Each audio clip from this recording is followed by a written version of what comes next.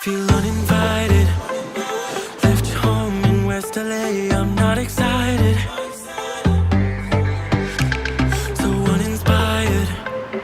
On my way to play the bay while you're alone.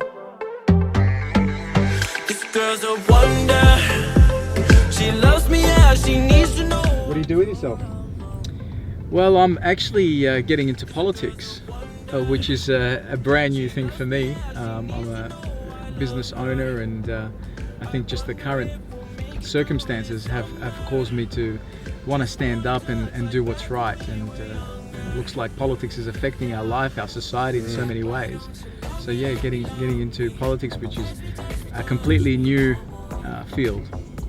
Right, yeah, there's a lot happening in the world at the moment, isn't there? Absolutely. I mean, with the events of 2020 and now the hangover of that into 2021, it feels like if we don't step up now, when are we ever going to do it?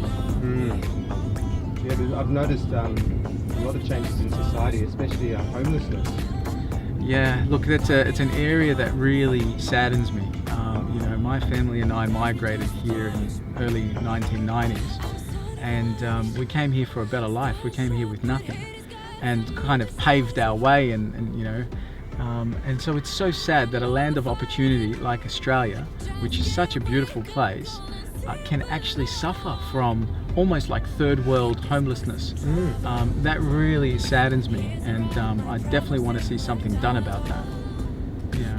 And does your party have plans to do anything in particular about that? Is there any strategies in place? Or? Yeah, look, there are so many issues that we are trying to work on, and it seems like, where do you start especially with homelessness?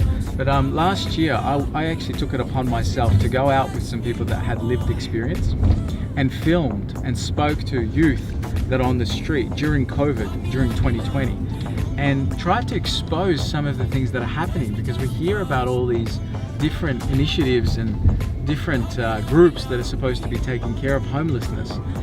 I really saw very little action. It seems like they're all caught up in red tape. So if there's anything I'd love to see personally happen as I get into Parliament, if that's where, if that's what's meant to happen, then I'd love to see some of that red tape and that bureaucracy pulled out of the way. Real serious things happening, not just talk. Serious shelters built for them, serious care, and if nothing else, COVID's really highlighted that they're the people that would have been the most at risk in the street. No shelter. If we don't care enough about humanity, then we may as well let them suffer and let them die right on the street. But this is exactly where what I'd call probably the low-hanging fruit is, helping those people that are most vulnerable. Yeah, especially with COVID coming in and being a game changer in society. I mean, yeah. How do you think we're going to be able to battle COVID? Do you think is vaccines the way to go? Do you think? Well, definitely not mandatory vaccines. I mean, according to the World Health Organization, even on their website, there is no one vaccine that is safe and that is applicable for all people, that's going to protect them against this virus or any virus in particular.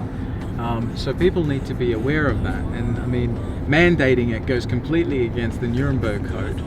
And what we're more interested in is the risk factor and the risk associated.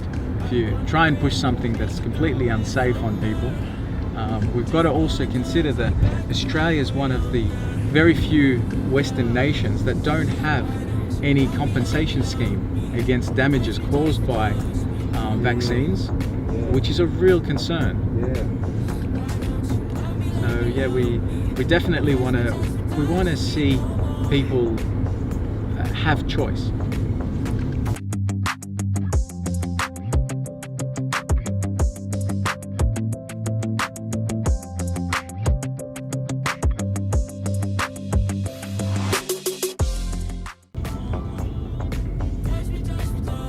So mandating it may not be the solution then? Yeah, definitely not with all the high risks that are associated. But beyond that, there's also the really complex, appropriation, because there's professional lobbyists that push governments towards these kind of things, and that's the issue. I think that governments may need to be better informed rather than just taking the words of these professional lobbyists and pushing something without looking at the risk mitigation behind it. Yeah, it's whenever there's money involved, we need to exercise caution. It's definitely true, and I mean, one of Health Australia Party's policies is to ensure that we don't have professional lobbying and corporate donations impact our policies, which is a huge thing. Yeah, definitely. Like the corporations have gotten so big, they sort of have taken over and seem to be running the show in a lot of cases. Yeah, we've kind of seen that with the banking inquiry. Yeah, and it's having a huge impact on the environment and the climate and everything, and essentially our quality of life and our children's future quality of life and grandchildren's future quality of life, and that's of huge significance. I mean, how does your party? Where does your party stand in relation to the environmental stuff? Yeah, well, the party started with the mindset of making sure that we're not a single issue focused party. So let's say we wanted to take care of Danny, and we wanted to make sure that Danny, rather than being a single issue focused party, they looked at health and they said, if we want Danny to be healthy, we can focus on healthy environment, healthy people, healthy economy, because all those factors impact you, even healthy society and democracy. And we've seen, especially with recent events, how split society can get about all the different issues that have been happening, whether it's political issues or social issues. And you really can sense how that strains people's stress levels and affects their personal health. So rather than being just a single issue focused party, we look at these 5 pillars holistically to ensure that Danny's health is met. Healthy water that you drink, the healthy food that you eat, the environment that you live in is very, very important, and particularly the political decisions that are made that all affect your health. Yeah, because everything's interconnected, isn't it? Absolutely. You can't be healthy unless you can afford to be healthy. Absolutely. You can't be healthy unless you have time to be healthy. You can't be healthy unless the environment that you're living in is healthy. Yeah. It's all interconnected and impacting on each other. Absolutely, yeah. Look, there's a very good quote that says, a healthy person has many desires or wishes, but a sick person only has one. And of course, that's to be healthy, right? So the founders of Health Australia Party, which is why I joined this political party, their values really align with me, because they're looking at natural therapies and honouring some of the traditional medicines that we've had for thousands of years that gets missed by Western medicine. So they look at homeopathy, they look at using herbs, they look at the indigenous medicines that have been used, the bush tucker and and a lot of the pharmaceuticals really are just a synthesized version coming from the same source.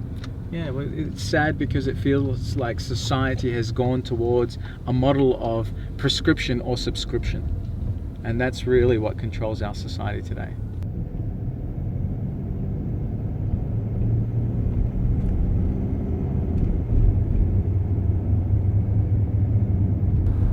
How do you feel your party fits in with the on the landscape with the other parties? Well, I mean, Health Australia Party is willing to work with all the other parties. Obviously, there is a bit of a David and a Goliath battle for us to actually be heard and to get into Parliament. Simply from even if you look at the marketing budgets that other parties have, it completely dwarfs us. But the idea is, what I want to play is a different political game than the political landscape that we've seen in the past. I don't want to ever play the role of putting down any other party or any particular person. I think that's old, and it's not really what people want to see. People want to see you being solution focused, and that's all we can be, is solution focused. And the other important political move I never want to see us doing is making false promises. We've all seen political parties do that prior to elections.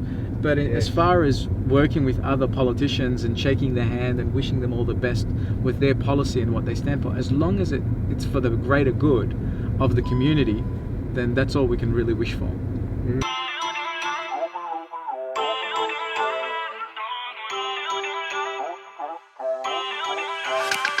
Feel uninvited.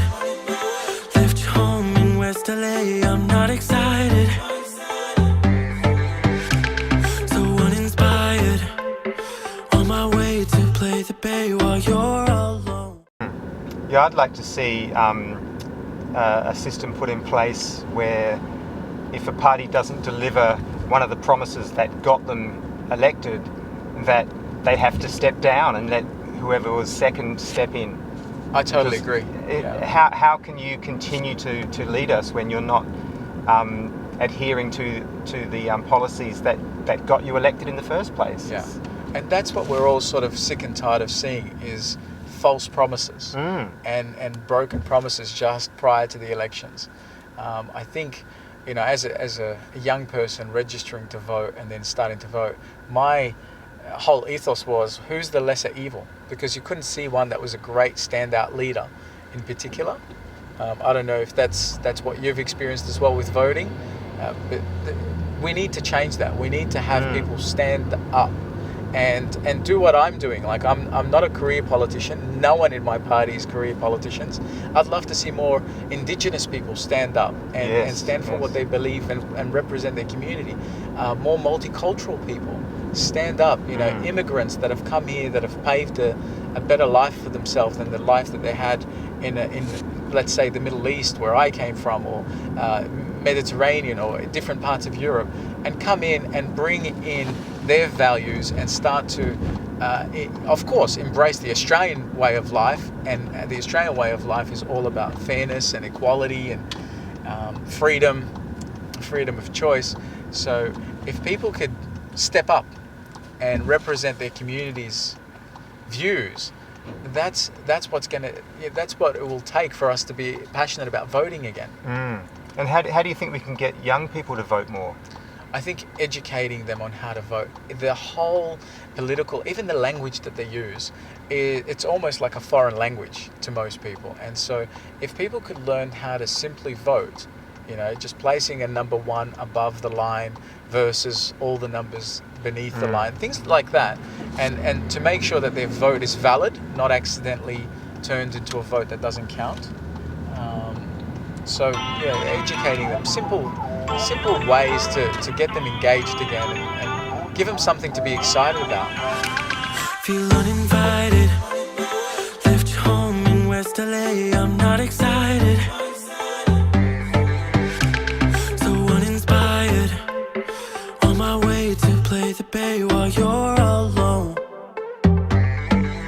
This girl's a wonder. She loves me, yeah, she needs to know I love her. I wonder if we'll make it through this summer. Just wanna touch like back when we were younger. Yeah. Why don't you love me, love me, love me? Touch me, touch me, touch me no more. Why don't you love me, love me, love me? Well, thank you so much. Here we are. I really liked some of the things you were talking about. Do you have any information about your party? What's the name of your party? It's Health Australia Party, Australia. and I've enjoyed the conversation as well, Danny. Thank You've you. asked all the right questions. Cheers. Thanks very much. Thank you. Have a good day. Be well. Okay.